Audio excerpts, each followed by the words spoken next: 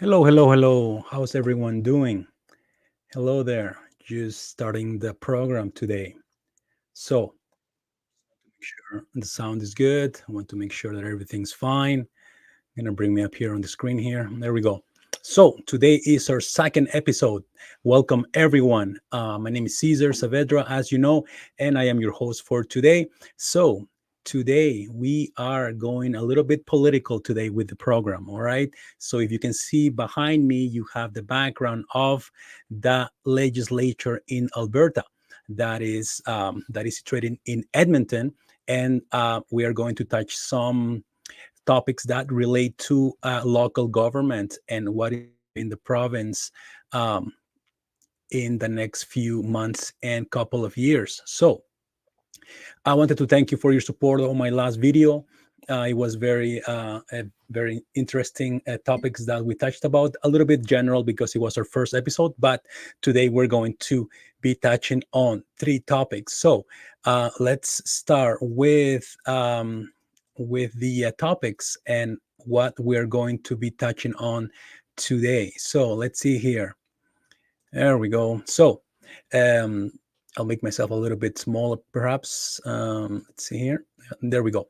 So as you can see here, um, our thumbnail, right, presentation here has to do with the by-election that happened actually today in Chestermere. Now, I posted on Facebook about where is Chestermere.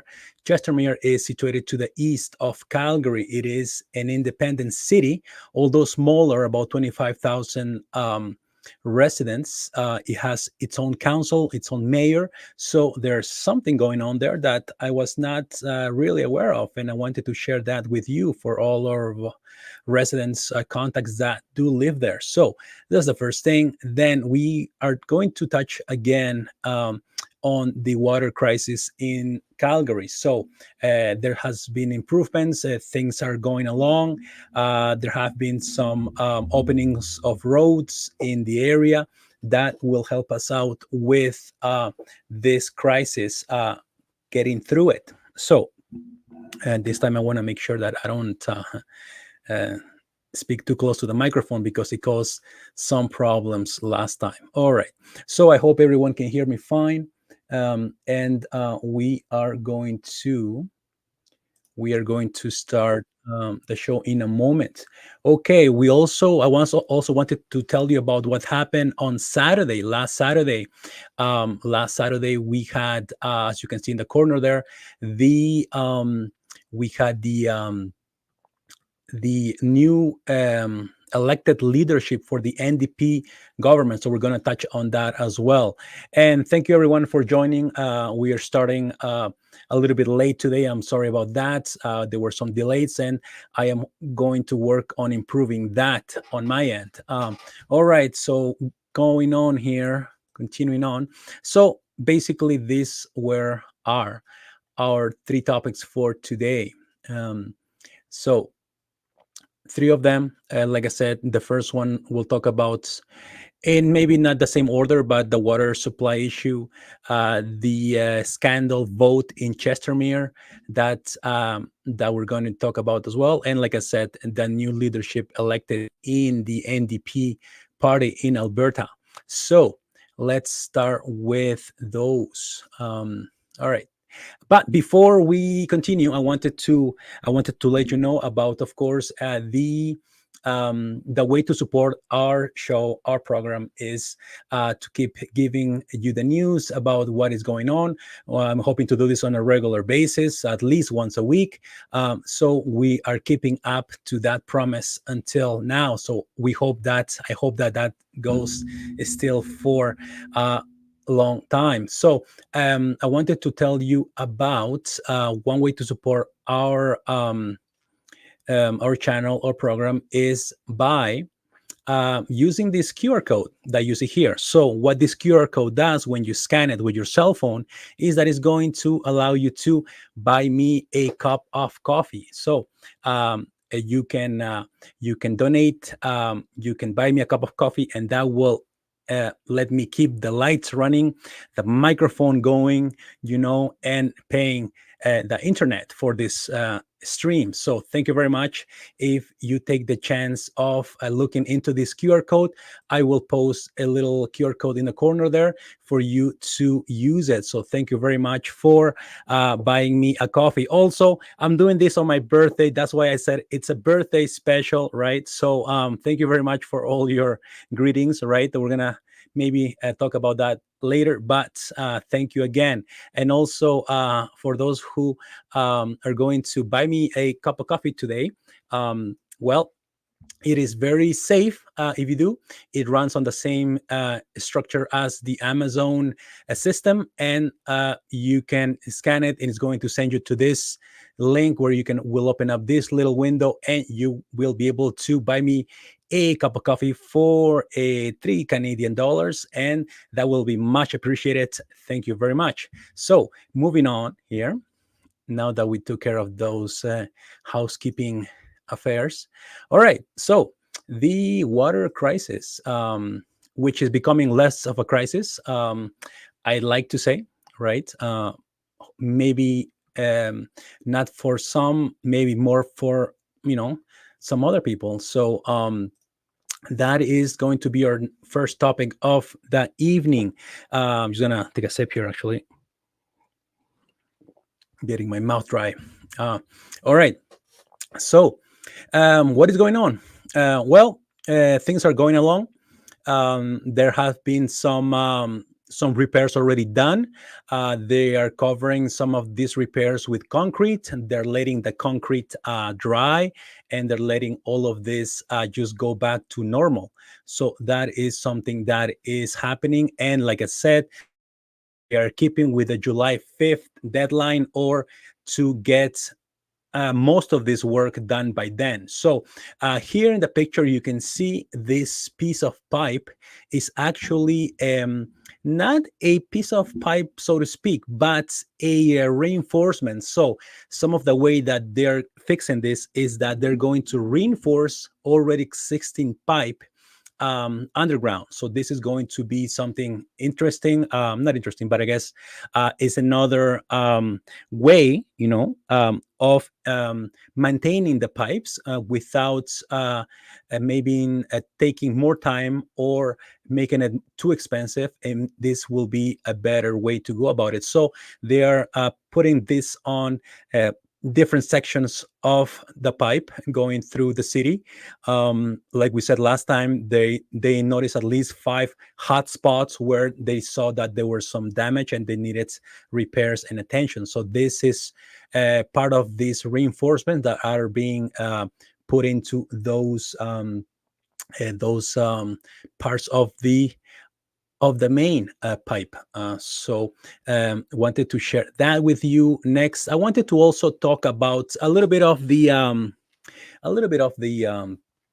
process about this, how this works in general terms. I don't want to go too much in detail because I'm not an expert, but I have researched a little bit about this and read a few, articles and got up to speed to which, to get an idea of how this works. So like we said last time, there are 2 reservoirs, one in Glenmore, one in Bearspaw, both in Calgary, or just a little bit on the outskirts of the city. And basically what happens is that we get the water from the Rocky Mountains, as you see on the top picture there, right? And then this water comes along the Elbow and Bow River, right? And then some of this water is collected in this last image that you can see there on the top right, in reservoirs, where it goes through a process, a very so to speak, layer process where things are filtered once, twice, 3 times. So the sediments, living organism, and all the debris is being taken out of the water, right? And then they are being also they're pouring onto this reservoir, this water, after this filtering stage, some chemicals, safe chemicals that will actually attach to sediments, material in the water, and it will bring those sediments down to the tanks, and that will the sediments which needs to be removed from the drinking water, right? And then it's going to go through another process, another set of filtering systems, and then it is going to finally be released for consumption through the pipes, and of course the pipes that broke are part of this system. And this is basically, in general terms, in a gist, how it works, how we get our water, how everything is transported through these pipes. And that's what's been happening. Of course, it is a little bit of a process. So once things get fixed and get back to normal, then this process will happen as normal like before. So wanted to share that with you about this just kind of cycle that the water goes through. Now, I wanted to also take a look at these images from the city of Calgary. They released here pretty much the consumption that we've been having. So basically, what you see here is that the target is to consume about 450 million liters of water per day, right? So 450 million liters is the target daily, and this is about half of what we usually consume in a day, right? And since you see, I'll take off the sticker here. Whoop, what happened there? Okay, yeah. So just open on my screen, not on your screen. Okay. So let's see here. There we go. So there we go. So as you can see here, number 6. So on June 6th is when it started, right? And that's when there was the notice for us to basically reduce our consumption, and this was done. And this was done. And this was done for the most part on the first few days. Then there was a rise. If you see the red part on the, I don't know if you can see my on the red part of the of that line there on the bottom line, that is when we went above what we were supposed to do for this emergency. And that is something that the city reminded us to please, take some measures to use less and less water, because we would be in risk of running out and maybe not being able to supply for critical situations, like we said last time, hospitals, fire emergencies, and other consumption of water. So, and then we improved near the 16, and then everything went well, and then it increased a little bit towards the last week here, and this is the weekend here on June 23rd. We increased a little bit, so we have to keep on these restrictions for a few more weeks, 2 weeks, hopefully only, and then we can go back to normal. So this is what they share with us to keep us on the loop of how we've been doing. So congratulations, everyone. I know it's hard. I know it's hard to use less water than we used to, but hopefully, like I said last time, if anything, it will allow us and to be more mindful of our consumption, and maybe improve on that and as well in the future. All right, so moving on here, what do we have here? So also I wanted to mention that at the beginning of this crisis, there was some water supply from supplied by the city, right? And up until now, they're also doing that in certain parts of the city. But what they're doing actually is that they are providing non-drinking water. So they're providing water that can be used for watering gardens, plants, things like that. That doesn't have to be, that can be consumed, at least to help out on that end. So be aware of these stations. There are some around the city if you need to go there. And I believe that I think it's a maximum of 100 liters per household, I believe. And also, what I read is that they are not encouraging for people to go to the river and get their own water, because this could be dangerous, slipping on the rocks and things like that. So be careful if you are near a riverbed and want to get some water, be careful if you are, but it is not recommended, as the city said. All right, so following along, I didn't even mention the name of the of the program. So this is This and That. By the way, you see it in the corner there. Let's see in the corner. Yeah, there we go. Now there we go. Yeah, not there. Okay, have to get better with my pointing. All right, going continuing on this. Let's see here. We have okay. So now we move on to the second topic. So I found this very interesting. Um, I found out that there was a election today.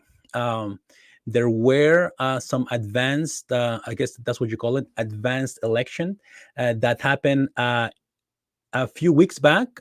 Yeah, and then the residents of Chestermere, which I said is to the east of Calgary, they have their own mayor and their own councils. So they choose their own authorities, local, municipal, apart from Calgary, right? Although Chestermere is very close. I mean, it is like a 5-7 minute drive from where I am, very close. They have their own government. So what I found was that there were elections today. They were the last day, and this is because um, on December of last year, the mayor and five all removed or fire in quotation marks by the Minister of Municipal Affairs of the province, Mr.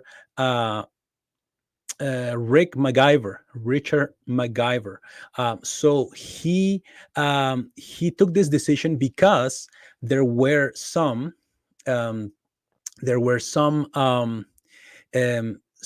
dealings and some happenings in the city that were not up to what was expected. It was also just also how do you say it being also almost like an offense, a criminal matter, because there were mishandling of funds.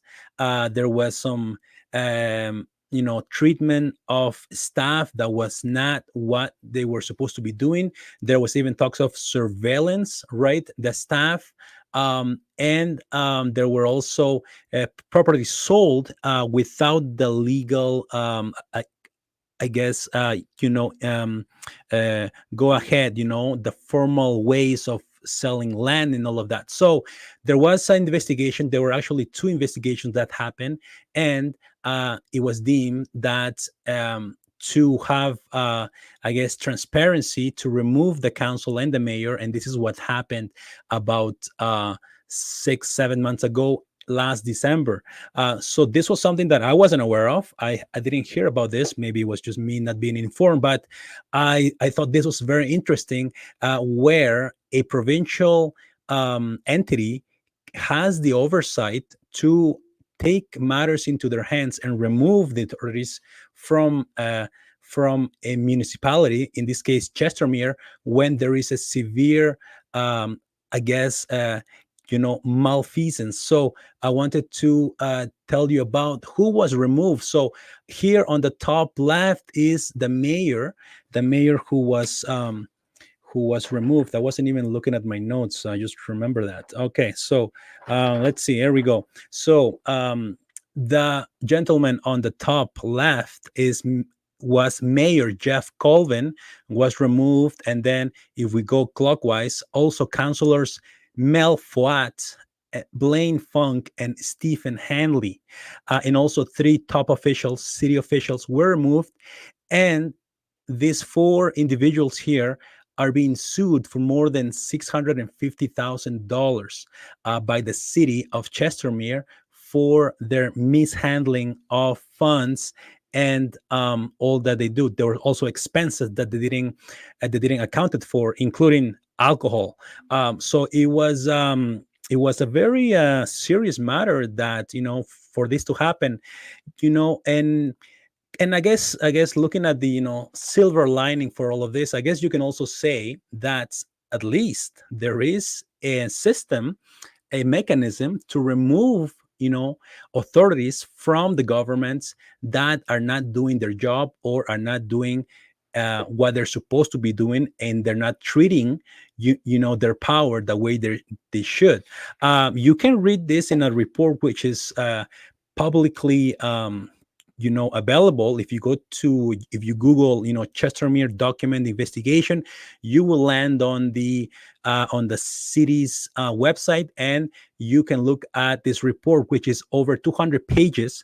Okay, and you can see here in detailed fashion what was found during this last investigation, all of the back and forth, taken also into consideration, the word of this of the mayor, of the former mayor, and the councilors, and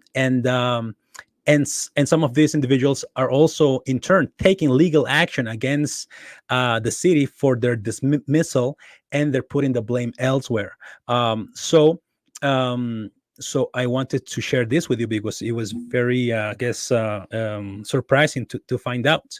Now, what is also a little bit, I guess, interesting, I guess you could say, is that all these four individuals are running again for office. So in the vote that happened today, still happening for another half hour, 8 o'clock is when the polls close in Chestermere. I believe is you can vote in the people could vote in the recreation center. Yeah, so that's where you could vote. So all these four individuals, along with others, are um, are running again to get back their positions. Now, how the residents of Chestermere will react, will take action. We'll have to see. I haven't read into that too much, but from what I'm seeing is that it would be very, I guess, scandalous, I guess, if the mayor and some of these former councilors take their position back while there was an investigation that they were being part of. So it's a bit interesting because you kind of hear about these things in the States, where you see, I guess, the biggest example is Trump, right? So Trump, being with one foot in jail, right, because he was found guilty of these charges that you probably know more of this than me. He's still able to run for president. And so in a smaller scale, this is happening in Alberta, and it's kind of interesting, the dynamics, and that this is happening under our noses, because I didn't know about this. Tell me if you knew about this. I mean, it would very interesting. I guess the know-how people, who are in the media, in the universities, analysts know about these issues, but I wasn't aware, and I thought I'd share this with you so you have an idea, even more so if you're a resident of Chestermere. And this is just, you will also find this report, which is a 4-page report. I just had a capture of it, of the first page here, about the findings, right, of this investigation, which was a very lengthy investigation, right? And then you can see here that this is a formal thing. It's not just something that's somebody thought of doing. No, this went all the way up to the government of the provincial government, and then things were looked at, decisions were made, and the mayor and councilors were removed 6 months ago. So you can read it all if you want more information about this. Yeah, so it was very interesting to read about this, and hopefully um, things can go back to normal, and the city of Chestermere can have a mayor and councilors who are looking out for their interest and are being responsible and diligent with the funds, with the resources, with the staff of the city, that's to carry out their work and not be doing what they're not supposed to. So I thought I'd share this with you. I found it interesting. All right, so moving on here. Yeah, and this is, like I said, your vote has power, right? So be aware who you're choosing at the ballot, right?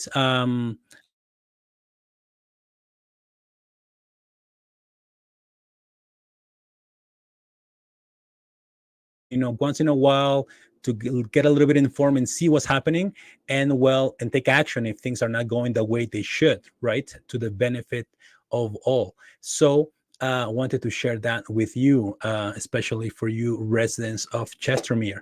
All right, so we're nearing the half hour here. Great. So like I said, remind you, share your comments, your questions. You can rewatch this after. You can still send me your comments afterwards. I will read them. I will reply. Okay. And if you want to scan that QR code, well, feel free. You will help me out with my coffee and to keep the lights running. All right.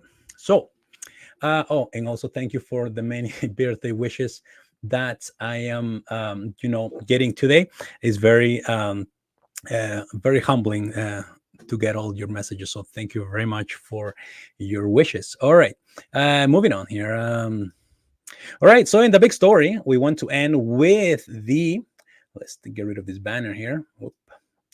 All right, so the NDP chose a new leadership. Now, what is the NDP for? Maybe some people that have not been aware of this. The NDP is basically the left-leaning party of Alberta. Okay, so there are many parties in the country and many parties who participate in elections in Alberta, but basically only two are running in contention, which is the NDP and the UCP, which is the United Conservative Party. So for the last 10, 15 years, the NDP and the UCP have been the main parties in the province. And right now, the UCP is the one that is, in power, right, with the opposition of, the NDP in the legislature. But internally, the party had to choose a leader. Now, you see here in the picture, Rachel Notley, right? With the long hair, of course. So Rachel was our former premier in Alberta in 2015, right? And she didn't win in 2019 and neither in 2021 or 2023, sorry, last year. So this was maybe maybe a hint, right, that a new leadership was needed for them to be able to contend, right, with the UCP.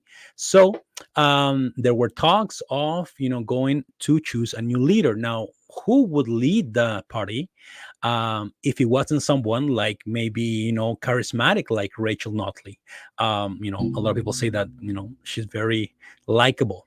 In any case, there were already people from the party, members of the party, longtime members that wanted to go for a run at the leadership. Now, there were three ladies who were vying for the position. Their names were, I have them right here.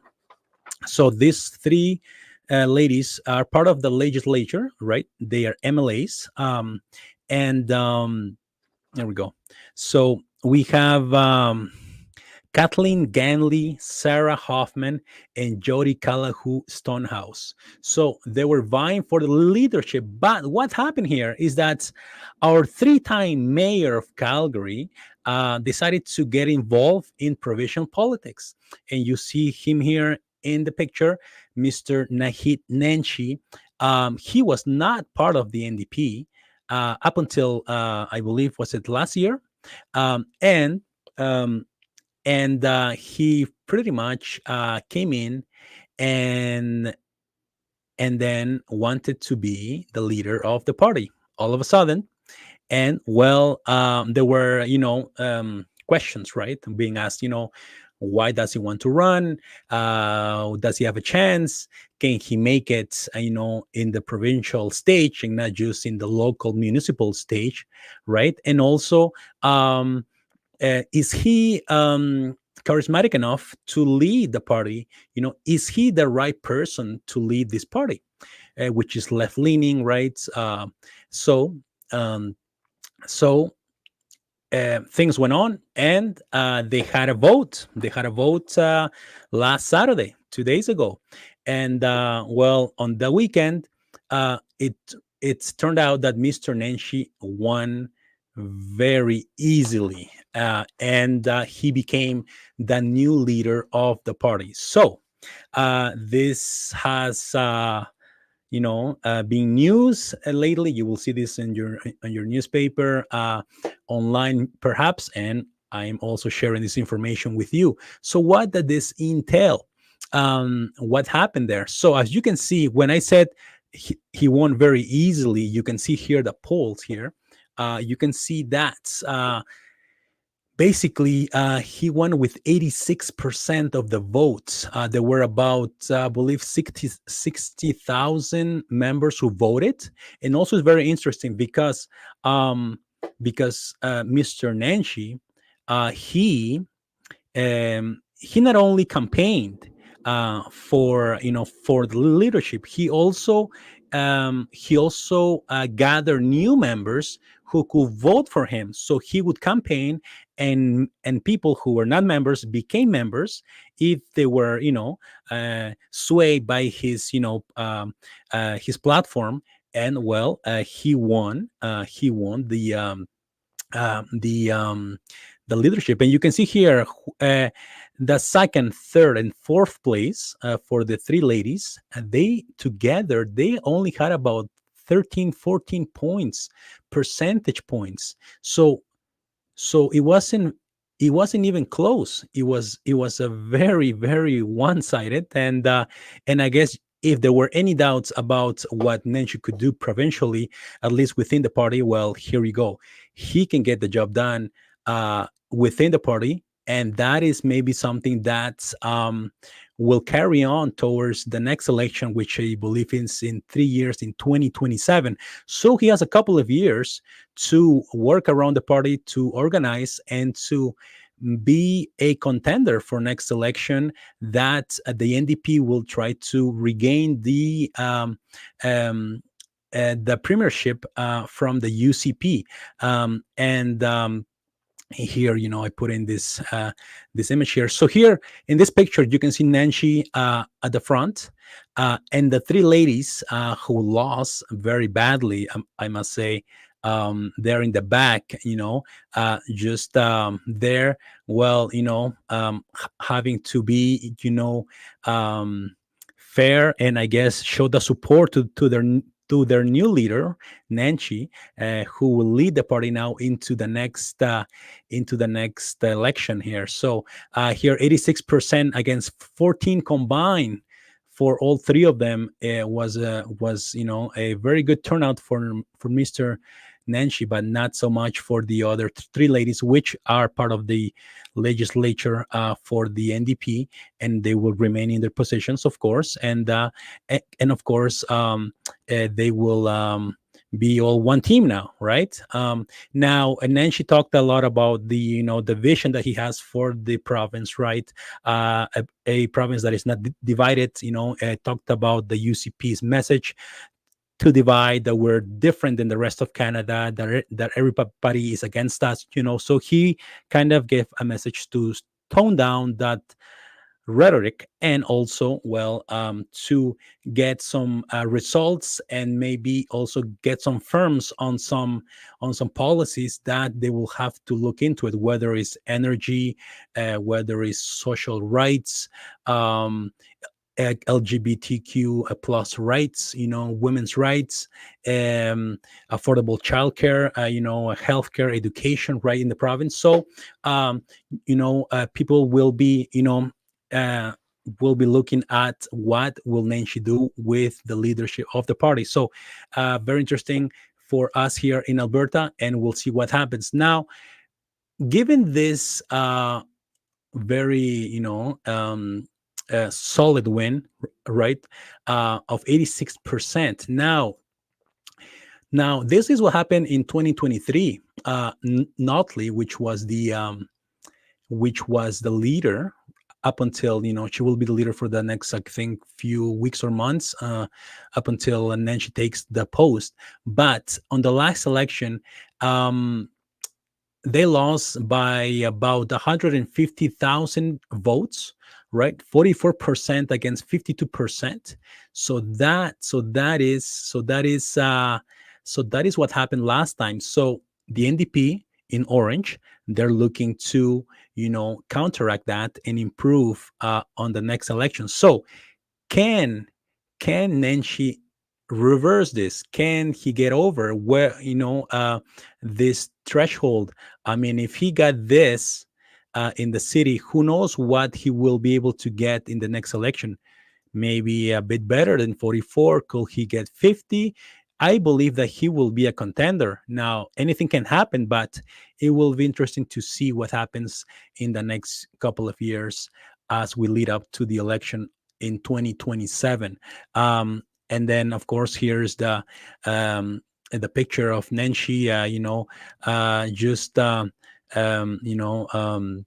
taking it all in, right? Giving the speech of union, and just also putting his brand, putting his his identity into the party from day one. So this happened in Calgary last Saturday, and we'll see if Nenshi can make it in Alberta, right? It's a new game. It's a new stakes. More people has to go all around the province. To talk to people and to also propose policies that are not just going to affect Calgarians, but the province in general. So that will be something to look out for. And now let's see here what we have. Well, we came to the end, and then we made it. We're nearing 40 minutes, so we'll try to make it 40 minutes here so we can just end on the dot. So thank you very much for our viewership. Now I wanted to also like I said, tell you that we're gonna come back here every week. Hopefully we're giving you information that is very relevant and that we can use for our daily lives and also in the coming future. So today we talked about the water supply crisis. We talked about the scandal in Chestermere, right? That happened, and the voting that happened today, and we'll see the results. I think they're going to happen first thing tomorrow morning, and then also the new leadership in Alberta for the NDP party, which will be in contention for next election, and that's something that is going to be interesting to see. So, I thank you very much for your for coming here and watch this. You can watch this on a replay. Also, don't forget to scan the QR code if you want to buy me a coffee. And also, before I forget, don't forget to like, comment, subscribe, and share. So this is a very open forum. So feel free to like, comment, subscribe, and share, because that will also help us to get views from free acquaintances, contacts, family members, especially if you are in Alberta, Calgary. You need to watch this. All right. So thank you very much for everything. Thank you for the birthday wishes. I'm very humbled, and I need to run. So I got a dinner. So I will see you next time on another episode of This and That. So thank you very much, and you have a great beginning of your week. All right. Thank you, and have a good day. Bye-bye.